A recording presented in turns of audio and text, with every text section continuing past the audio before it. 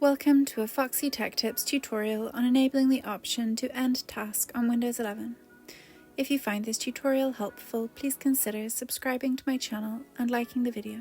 From the Windows 11 desktop, go to the search bar at the bottom, search for Settings and then open them.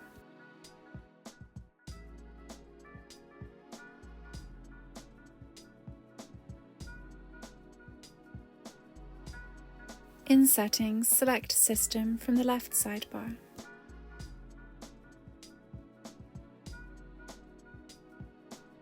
In System Settings, select For Developers.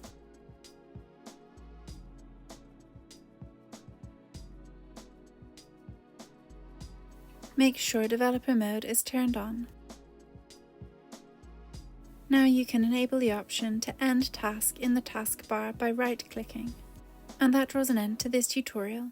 Please like the video if you found it helpful and subscribe to Foxy Tech Tips for more Windows 11 tips and tricks.